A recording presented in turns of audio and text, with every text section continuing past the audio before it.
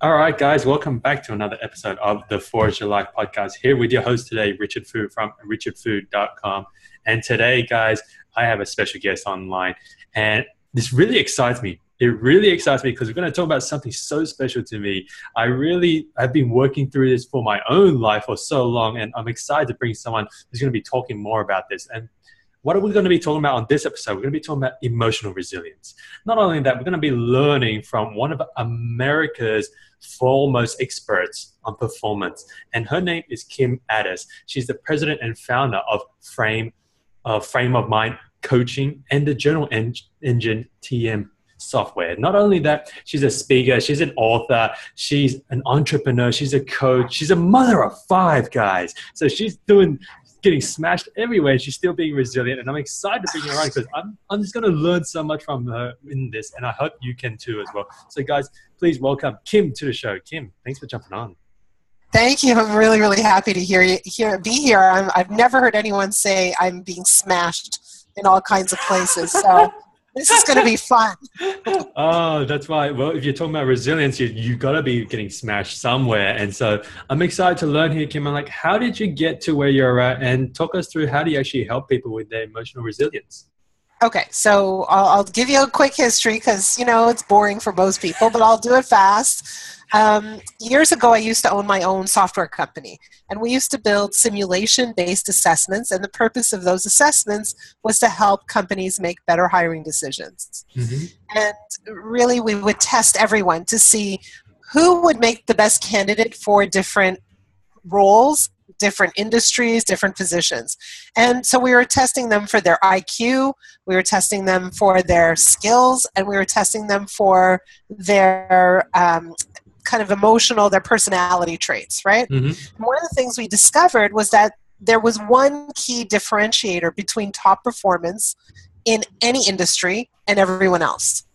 Right. And that was their degree of emotional resilience. So those people who are able to bounce back with greater speed and agility and actually leverage that adversity, those people are going to be much more likely to succeed no matter what their task is in comparison to everyone else.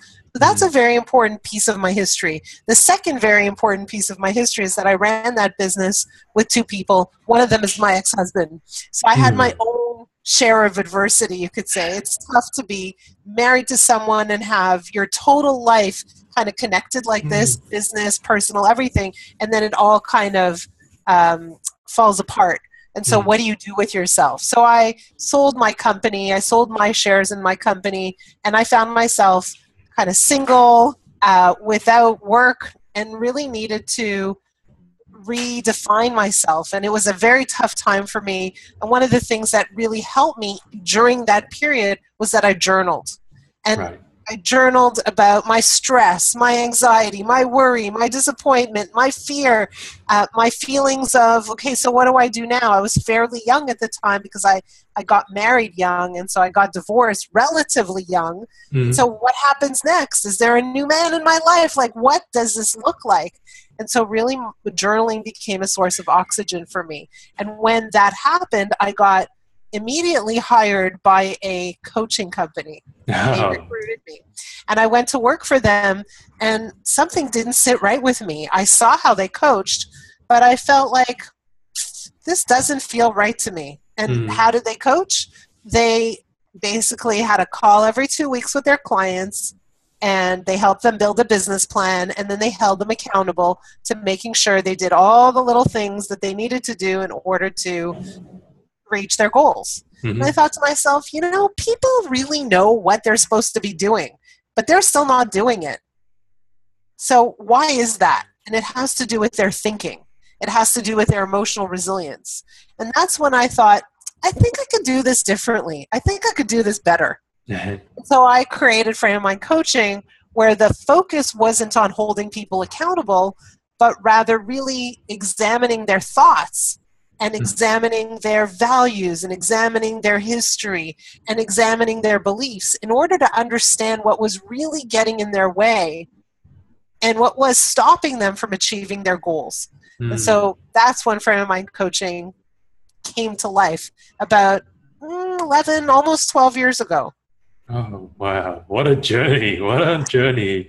I love it. I love it. And thank you for sharing, Kim. And talk us through this. I want to go back here for, I mean, like, when you're going through that stressful period, when you're getting tested on your emotional resilience here, I'd say, is you dived into journaling.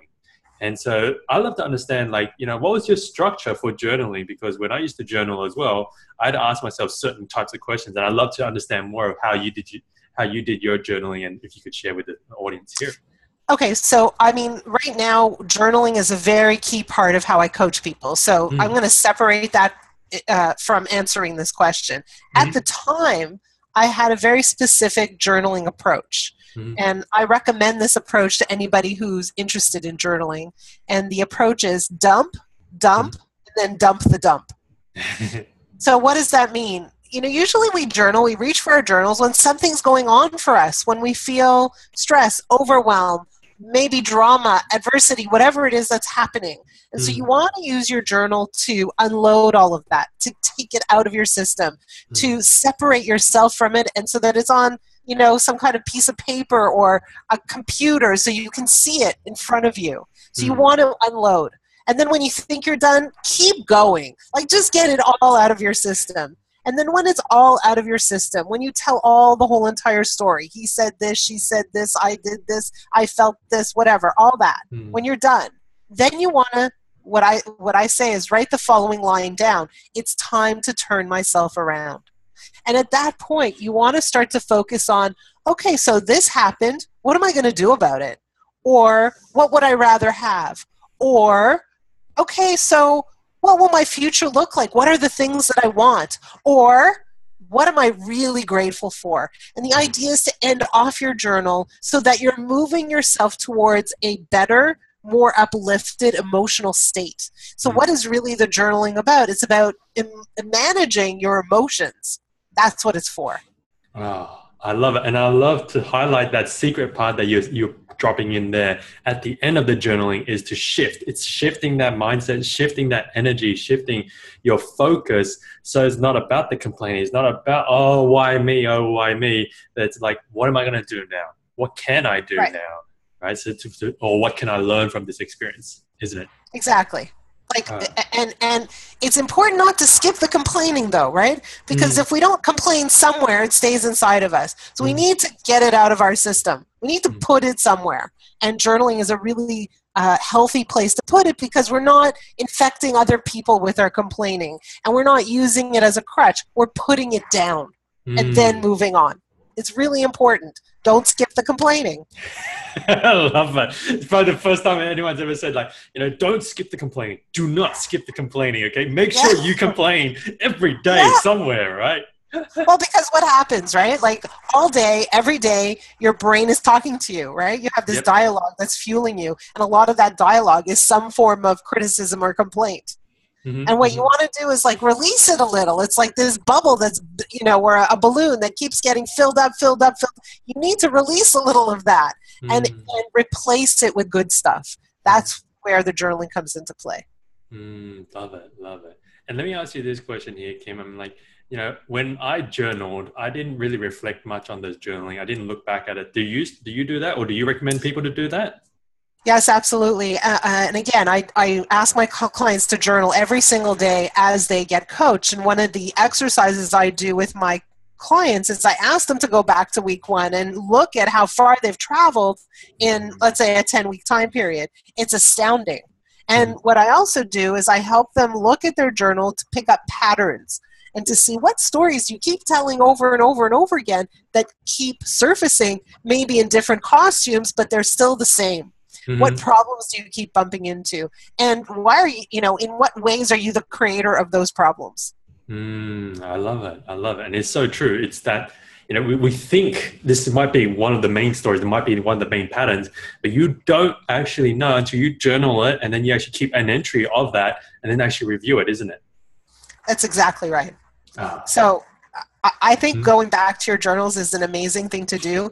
It allows you to see your progress. It also allows you to see your lack of progress sometimes, to say, man, I can't believe I'm still dealing with this problem. mm, And how long am I going to live with it for? And maybe it's time to get some more professional help around this subject. Like, I'm not mm. cool living with this problem forever. This was exactly what I was just going to segue into, Kim. It's like, how do you handle this, right? When you're getting coached and you think you get over a problem, and you get over an obstacle, but then it kind of like manifests itself in another form, And I don't know if it's because it's a bigger obstacle now, or if it's just the same obstacle over and over again that I haven't dealt with. How would you know what's the difference, and how do you deal with that?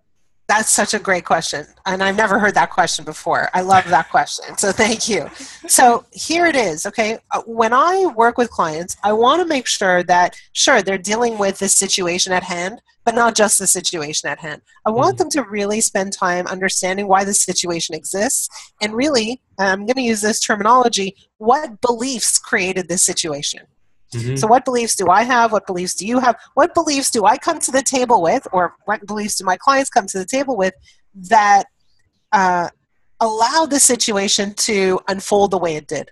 And so I don't just want the situation to shift. I want the beliefs to shift so that the beliefs are lined up with a desire.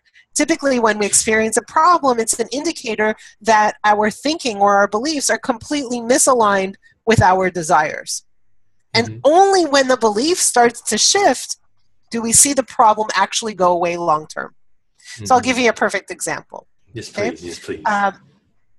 So I have one of my clients, he owns an accounting firm. And when he first started working with me, he came to me and he said, I'm really excited to be coaching with you. And I said, okay, let me ask you a question. What is your single most important priority?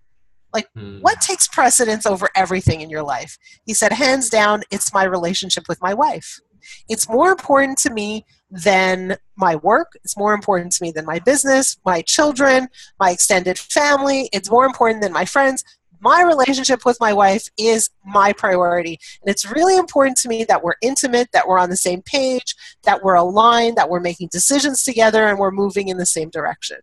Beautiful. So as I mentioned before, I get my clients to journal every single day for the duration of their coaching period.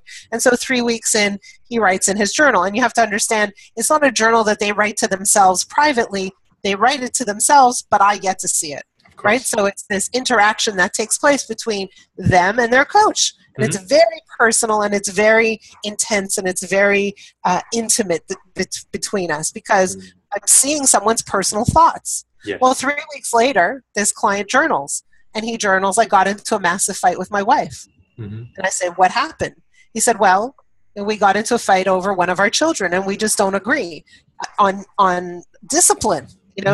He thinks that it's okay for him to stay out all night for this art fair that's going on in town. And I think he needs to go to bed so he can wake up on time to go to school.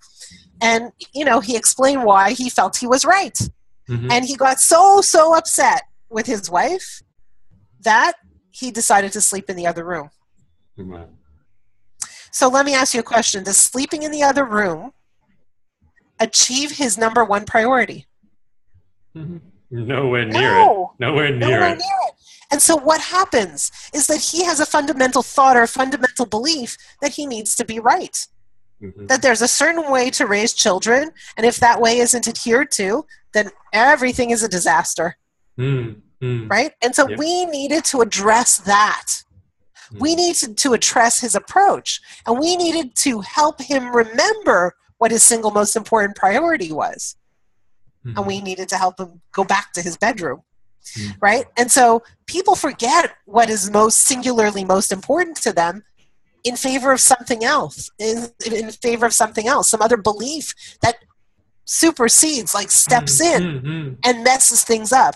And those beliefs are repetitive and will continue to mess things up unless you identify them and address them and trade them up for something more consistent with your deepest desires and goals. Does that make sense? Yeah, I get you. And this is like it triggers me into another question here, Kim, is like, if that's his real belief, and we're talking about, when we're like overlaid with other people's beliefs or other beliefs that might not be ours, how do we actually identify what is truly our beliefs, rather than, like, sometimes we get bought into other people's beliefs. You know what I mean? And other people's dreams. Not sometimes. A lot of the time. Most of I'm the not time. crazy then. I'm not crazy. So the question you're asking is, where do beliefs come from? Beliefs come from other people. A lot of the times they come from our parents, they come from our culture, our environment, our school friends, they come from TV, they come from society, they just come from places. They come from, what's expected of us, or what we think we need to do, like what we believe the expectations are for us. So they come from all kinds of places. And it's interesting to kind of discover or pinpoint the source of our beliefs, but it's not as important as just discovering what the belief is and what the role of that belief is. Does that belief fuel you or sustain you? Does it support you in reaching your goals and desires? Or does it really just erode your sense of confidence, your sense of peace, your sense of happiness and freedom? What is that belief doing for you? Right? And so once we start to understand the impact of the belief, then we can start to ask really critical questions, which sound like, is that a belief you want to live with forever? Is that belief getting you to where you want to go? Is that a good belief? Or maybe you can find a better one. And so when we start to ask these questions and people challenge their own beliefs, transformation happens. It's magical. It's super powerful. So we don't have to hold people accountable and make sure they do all the little things on their task list. We don't have to babysit people like that. We just have to see their beliefs shift, and then they naturally take action that is consistent with what they really want. I love it. I love it. And this is what you would say is the part of the huge core of emotional resilience, isn't it? It's testing yourself and then being able to bounce back. And this is what I tell when I used to do coaching, Kim, was sometimes you have to let go of good for you to have greatness in your life. And that's a big test, and that's a scary test. And I want to ask you this question here, Kim, is how, if someone wakes up one day or after this podcast and is like, oh my God, I just got bought into this belief that was not mine, and then they're in this state of fear and anxiety of what do I do now? It's so uncertain of what I'm going to do. And this is all I've known. This is everything I've known. And how am I going to step away from that? What would you tell someone like that? Well, you know what? You're positioning it in an interesting way. How do I step away from everything I've known? Right? So it's like a black and white kind of situation. And it's not that we want you to step away from everything you know. We want you to trade up to a place that's slightly better. Right? And so it's not like you're dumping your whole entire history and your whole entire past. You're kind of climbing out of it to another more comfortable place, another place that's a little bit more aligned, so that there is no fear, there is no anxiety. What there is a feeling of relief. Because typically when somebody realizes or comes to terms with the fact that they've held on to a belief for all these years that doesn't make any sense, like we invent our beliefs, right? Like they're just there. We don't even realize they're there. They're unconscious to us most of the time. And when we come to terms, when we see it, when we go, oh my God, that's the belief I've been living with for all these years, I could put that down now. It's like a huge sense of relief. It's like the weight on your shoulders has been lifted off. So it typically doesn't lead to stress and anxiety. It typically leads to increased peace. Again, when I coach people, one of the things that my clients report all the time is that, 3, 4, 5, 6 weeks into coaching, they're walking down the street and they meet people they know. And those people say, you look different. Like, did you get a haircut? Did you lose weight? Like, what's up? What happened? Like, you just look so good. And it's because their energy shifts, right? It's because all that weight, all that heaviness is unloaded. Right? And that comes from your beliefs. And I love that you helped me reframe that in the sense that it's not just about losing. It's not actually about losing. It's about gaining. It's about getting more. It's about having more and giving that opportunity to have more. And I think that's so powerful. And I'll say it in really crass terms. It's about releasing the bullshit that's pinning you down. That's what it's about. Say it one more time, Kim. Say it one more time. It's about releasing the bullshit that's pinning you down. Oh, that's so true. And I love it. And I want to say thank you, Kim, for bringing that up. Because so much of the time we hang on to this bullshit, right? We hang on to this stuff that keeps us down and keeps us pinned. And I love the way you Oh, phrase it. it's terrible. Yeah. Oh, wow, Kim. I'm just like sitting here mind blown here, and it just excites me how much it is. And you know, I love this. And I want to ask you this question here, Kim. I mean, like when you get over these obstacles, when you start building up this resilience, do you find you ever get to a point where there's just no more challenges? No, never. I knew it. That never happens. Yeah, That yeah. never ever happens. But what does happen is that when challenges come along, the ones that were almost impossible to deal with are now fairly manageable.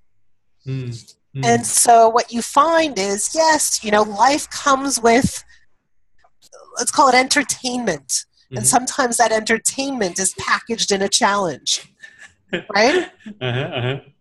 And so we can take it hard or we can roll with it.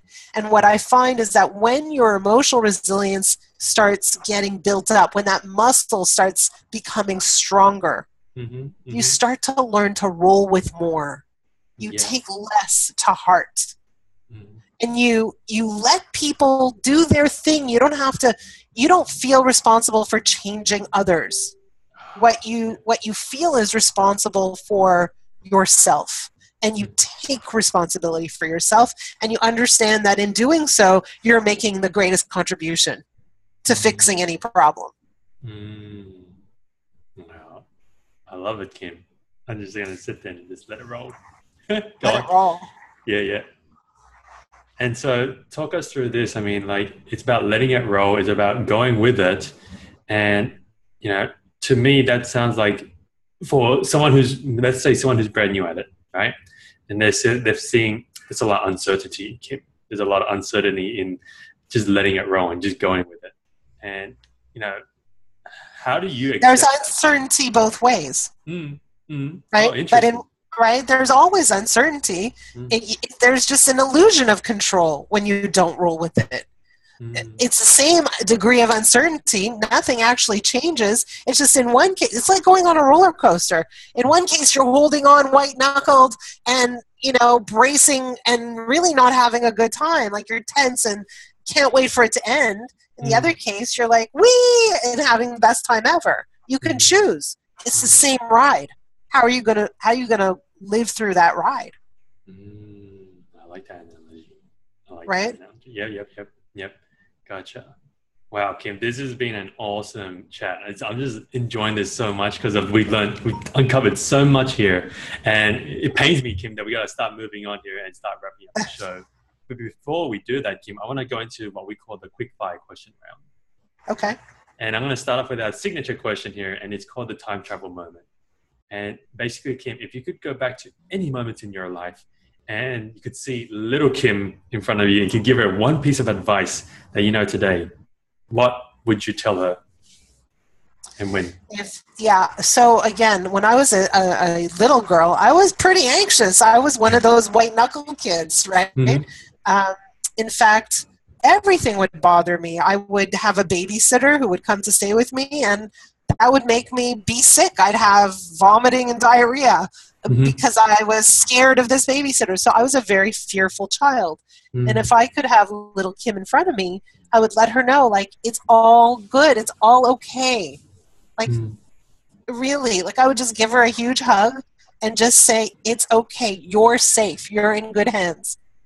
Nothing bad will happen. Oh, beautiful. Love it. Love it. Next question I have for you, Kim, is, if someone is looking to learn more about emotional resilience, I mean, I'm sure you've studied a lot about this, and I'd love to know, like, if there's a total must read, if there's one book you'd recommend, right? What book would that Well, be? yeah, Daniel Goleman, who writes about emotional intelligence, is a good read, except Mm-hmm. it's a little bit academic and formal. But there's so much out there on emotional resilience. Mm-hmm. You know, Google it, you'll find a ton of articles. Um, really, emotional resilience is an inside job, right? It's a personal journey.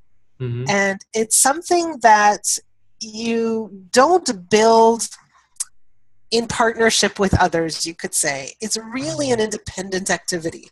Mm-hmm. Mm-hmm. And that's something I want to kind of put out there.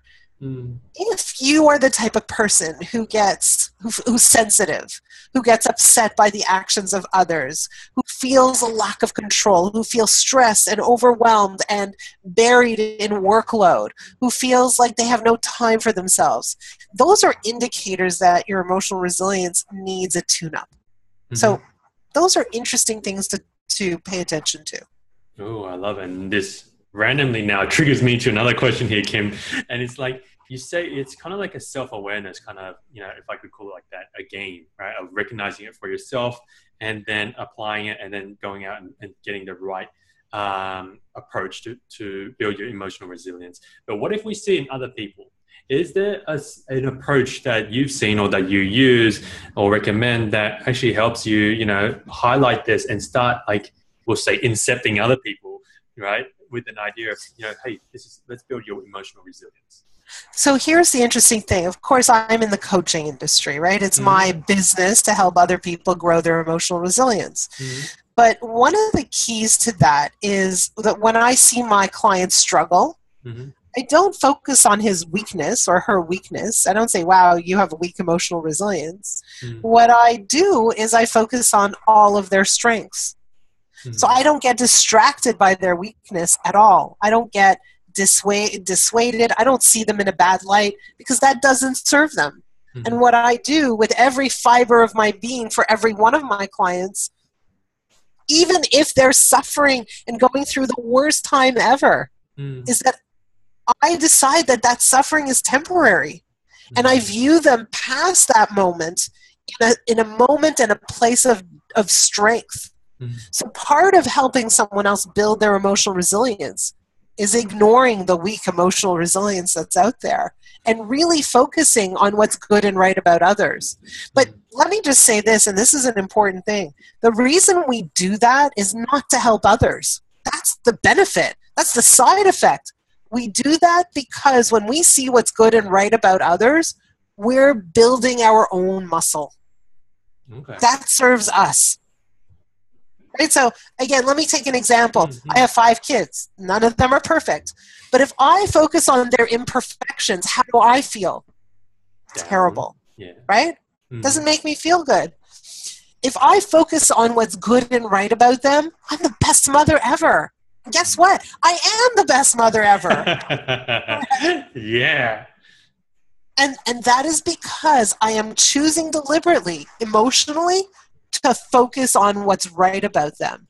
And oh, by the way, they benefit from that exercise. But I'm the first beneficiary of that exercise. And that builds my resilience, that I don't get sidetracked, that I don't get distracted by negative behavior or whatever deficiencies they have. Yep. Exactly. I get it now, because when you first explained, like, it builds your emotional resilience, I'm sitting here going, how does that do it? But then I get you now. It's about learning to look beyond the inefficiencies, the imperfections, the downfalls, if we want to call it that, right? And identifying the beauty and the strengths in people. Well, so if you don't mind taking an extra minute for this, because this is important. Is what is emotional resilience? Emotional resilience is mastery over my emotions, right? And I can use anything to make me feel bad. If my son, let's say, doesn't wake up in the morning and misses a class, boy, that can make me feel bad if I let it. If my other son breaks up with his girlfriend and he comes and he's distraught, boy, that can make me feel bad. I mean, 5 kids, I can have a million reasons to feel bad every moment of every day. Right? And so, but that's me giving up my emotional state. That's me saying, you're in control of my emotions, not me. Right? So that's not resilient. Gotcha. So what I pay attention to with my kids will either cause me to feel good or cause me to feel bad. And when I allow those things to cause me to feel bad, I give up. Like, I'm not emotionally resilient. I give up my emotional state. When I take ownership of my emotional state and look for reasons to feel good, my mastery increases. Does that make sense? Yeah, I get you. And I love that you use the word mastery and not control of your emotions. Right. Oh. We're going to feel bad sometimes. Mm. The question is, how long do we allow ourselves to feel bad for? Mm. Right? Mm. Yeah, And what triggers our bad feeling? Like sometimes bad things happen. We have deaths. That makes us feel sad. It makes us feel a sense of loss, perhaps. Mm-hmm. And it's okay to feel bad, but it's not okay to live there. Mm-hmm. Mm-hmm. Right? We can feel bad as long as we find our way out of that place. Mm-hmm. I love it. I love it.